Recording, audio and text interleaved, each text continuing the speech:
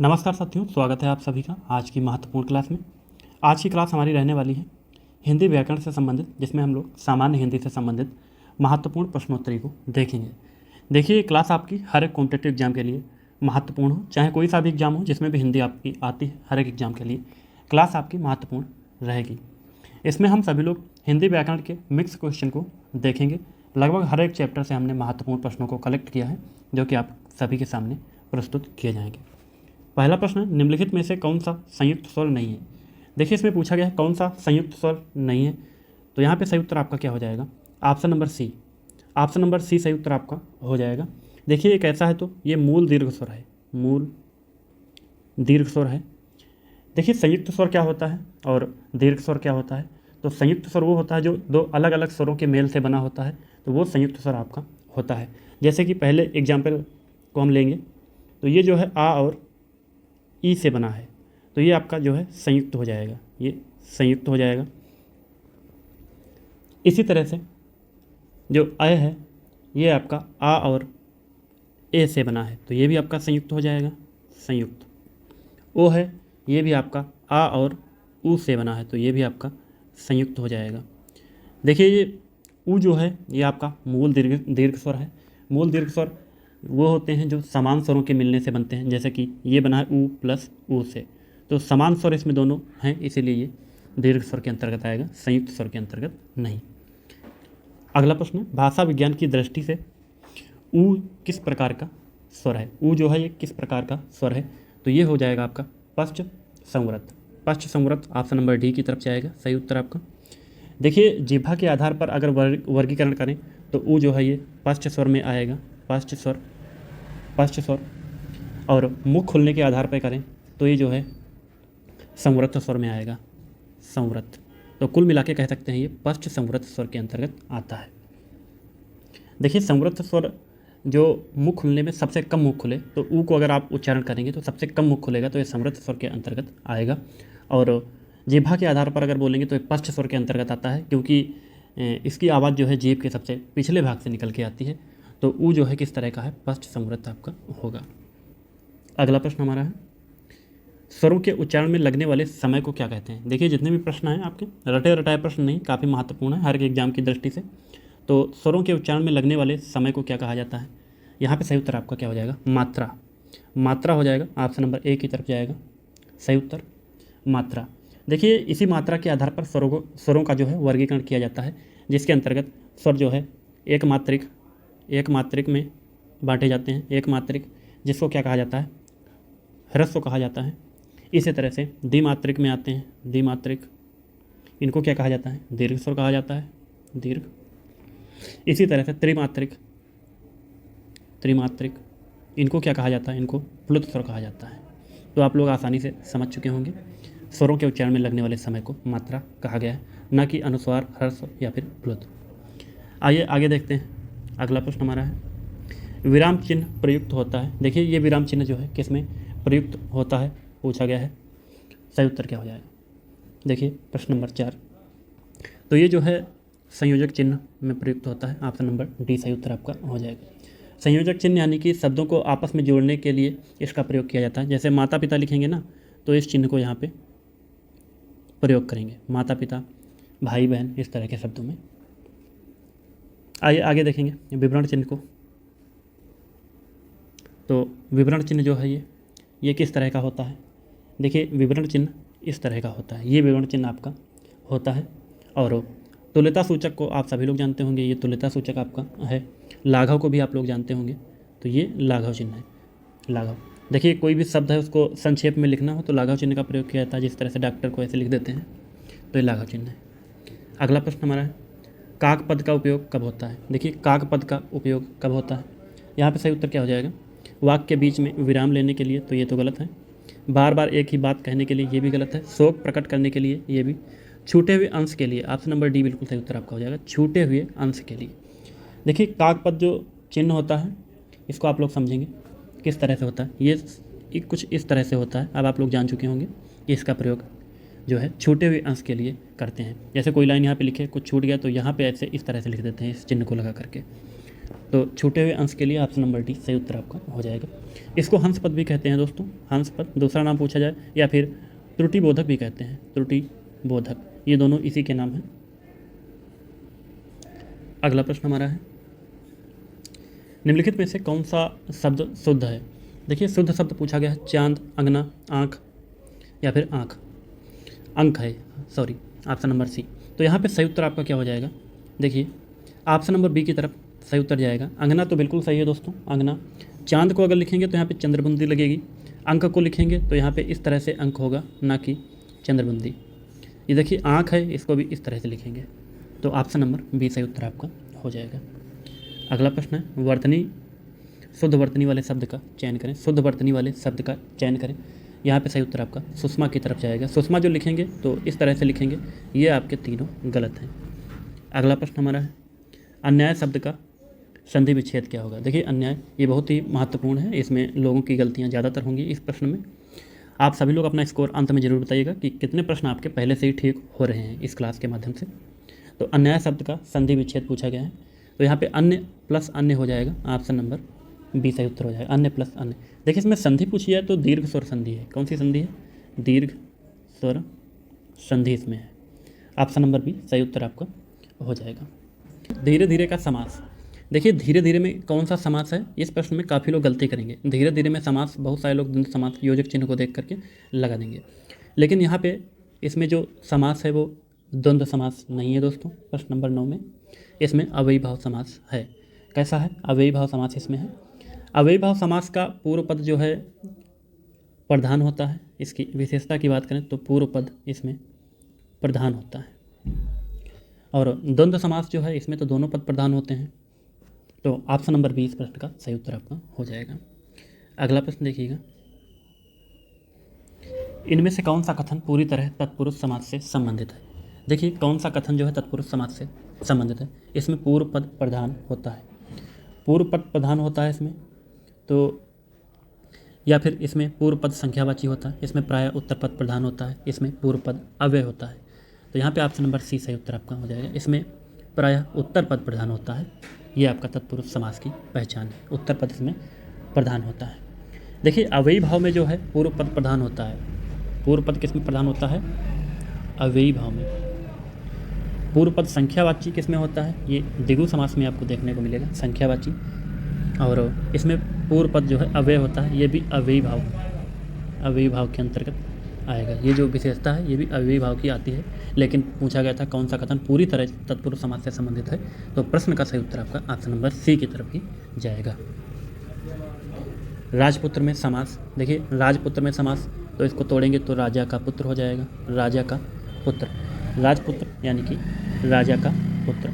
यहाँ पे तत्पुरुष समास होगा, तत्पुरुष समास मैंने बताया था तत्पुरुष समास, और जो कारक है वो का है, तो यानी कि संबंध दर्शा रहा है, संबंध, तो यहाँ पे संबंध तत्पुरुष समास हो जाएगा, संबंध तत्पुरुष समास, ये सही उत्तर आपका होगा, संबंध तत्पुरुष समास। अगला प्रश्न देखिएगा, कौन सा अधिकरण तत्पुरुष समास नहीं है। अधिकरण तत्पुरुष समास नहीं है, सही उत्तर क्या हो जाएगा, प्रश्न नंबर 12 का। देखिए धर्म से भ्रष्ट, धर्म भ्रष्ट, तो ऑप्शन नंबर डी सही उत्तर होगा, लेकिन ये थोड़ा टाइपिंग मिस्टेक है, धर्म भ्रष्ट इस तरह से होगा। तो ये जो है आपका अधिकरण तत्पुरुष समास नहीं है, अधिकरण तत्पुरुष समास ये नहीं है, ये अपादान तत्पुरुष समास है। इसको तोड़ेंगे तो धर्म से भ्रष्ट हो जाएगा, धर्म से भ्रष्ट, और से जो है ये अलगाव को दिखा रहा है, तो अपादान तत्पुरुष समास। बाकी आपके तीनों जो हैं ये अधिकरण तत्पुरुष समास के अंतर्गत ही आते हैं। अगला प्रश्न, निम्नलिखित में से कौन सा शब्द तत्सम नहीं है। देखिए इसमें तत्सम पूछा गया है, कौन सा शब्द तत्सम नहीं है, तो यहाँ पे सही उत्तर आपका पहुमी हो जाएगा, पहुमी, ऑप्शन नंबर डी सही उत्तर हो जाएगा। अगर कहा जाए तो ऑप्शन नंबर ए भी इसका उत्तर होगा, ए और डी। देखिए नर्क को इस तरह से नर्क लिखा जाएगा, तब ये तत्सम होगा, अभी ये तत्सम शब्द नहीं है। स्वर्ग ये पहले से तत्सम है, खग भी आपका तत्सम शब्द है।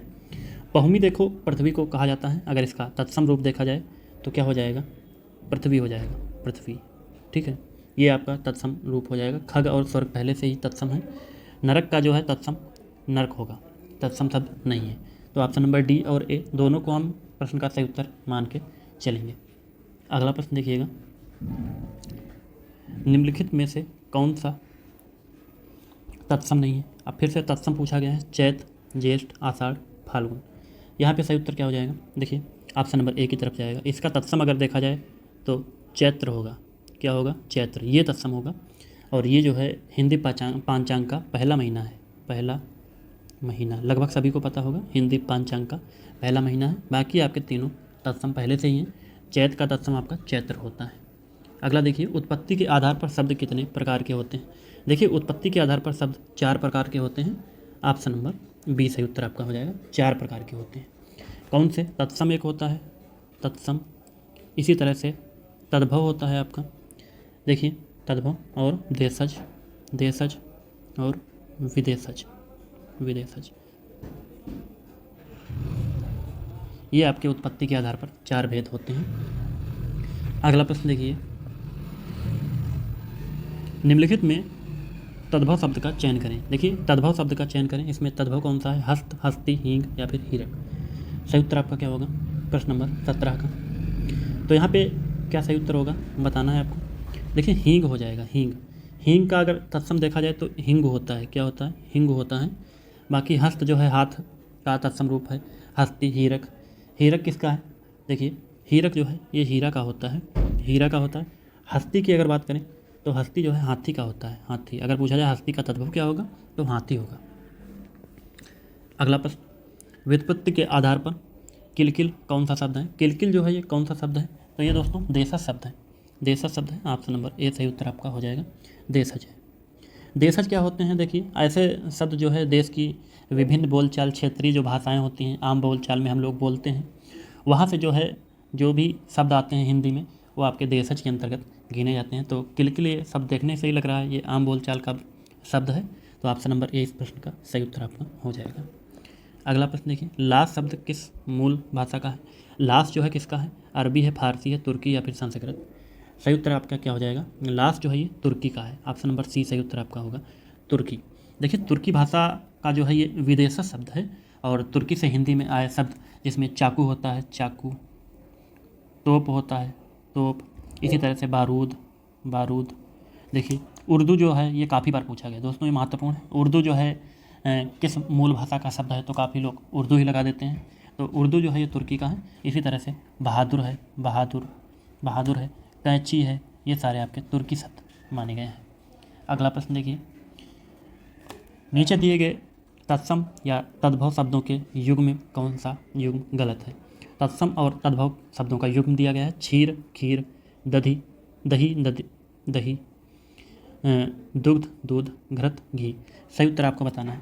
देखिए यहाँ पे ऑप्शन नंबर बी सही उत्तर आपका हो जाएगा। क्षीर का खीर होता है तद्भव, दुग्ध का दूध तद्भव होता है, घृत का घी होता है, दधी का क्या होता है, दही का क्या होता है, दधी, दधी, ये गलत है। देखिए दही का अगर तत्सम रूप पूछेंगे तो वो आपका दधी हो जाएगा। अगला देखिएगा,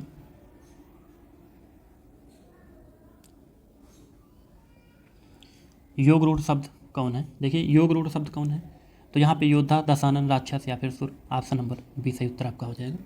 योग रूढ़ जो होते हैं जो 2 या 2 से अधिक शब्दों के योग से मिलकर बनते हैं तो वो योग रूढ़ होते हैं। जैसे इसमें दशानन, दस है आनन यानी कि मुख जिसके अर्थात रावण, तो 2 या 2 से अधिक शब्दों से मिलकर बना है तो ये आपका योग रूढ़ के अंतर्गत आएगा। अगला प्रश्न, अलभ्य का विलोम। देखिए अलभ्य का विलोम क्या हो जाएगा, अलभ्य का जो है यहाँ पे लभ्य हो जाएगा। ऑप्शन नंबर डी सही उत्तर है। देखिए अलभ्य जो है जो आसानी से ना मिल सके, बहुत ही कठिन हो, वो आपका अलभ्य होता है, और लभ्य वहीं पर उसका उल्टा जो आसानी से मिल सके। सुगम का दुर्गम होता है, इसी तरह से सरल का कठिन होता है। उत्कर्ष शब्द का विलोम, देखिए उत्कर्ष का अपकर्ष हो जाएगा, अपकर्ष। ऑप्शन नंबर सी की तरफ सही उत्तर जाएगा, अपकर्ष। देखिए उत्कर्ष का अर्थ की अगर बात करें तो उन्नति, क्या होगा, उन्नति या फिर विकास। यहीं पर इसका उल्टा अपकर्ष होता है तो इसका अवनति हो जाएगा। अपकर्ष का अर्थ क्या होगा, अवनति, अवनति या फिर गिरावट, गिरावट। ये सारे महत्वपूर्ण प्रश्न हैं आपके।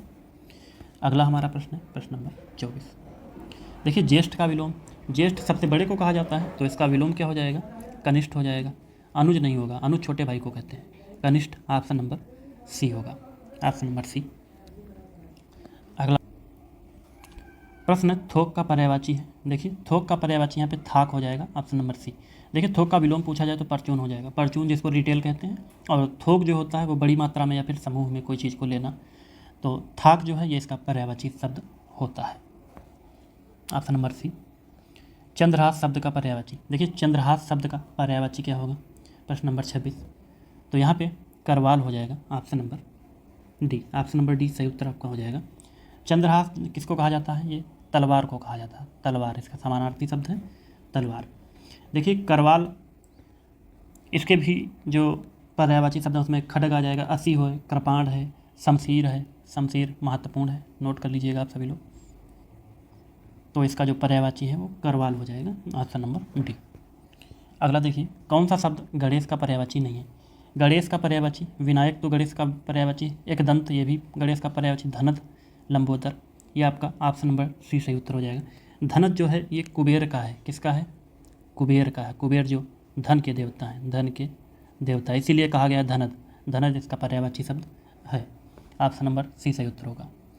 कल्पवृक्ष का पर्यायवाची का है, देखिए कल्पवृक्ष का पर्यायवाची पारिजात, कल्पतरु, देववृक्ष, ये सभी, ऑप्शन नंबर डी सही उत्तर हो जाएगा। कल्पवृक्ष आप में से कितने लोगों ने देखा है, नहीं देखा है तो जाकर के बाराबंकी में कल्पवृक्ष का पेड़ है, देख सकते हैं, जिसको पारिजात वृक्ष भी कहा जाता है, देववृक्ष भी कहा जाता है। काफ़ी दूर दूर से लोग कल्पवृक्ष देखने के लिए बाराबंकी में आते हैं।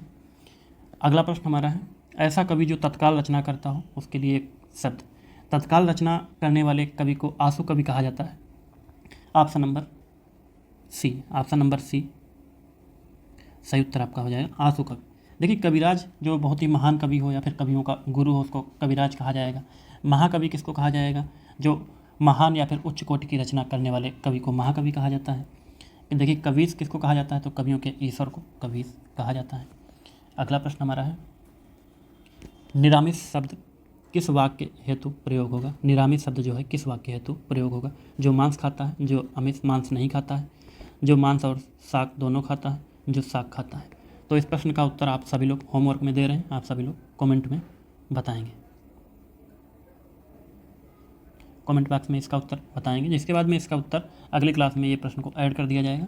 तो उम्मीद करता हूँ आज की क्लास आप सभी को पसंद आई होगी। अगर पसंद आई हो तो क्लास अधिक से अधिक लोगों के पास शेयर कर दें। जो लोग चैनल पर नए हैं चैनल को सब्सक्राइब कर लें। इसी तरह से हिंदी व्याकरण और हिंदी साहित्य की क्लास निरंतर चैनल पर चल रही हैं।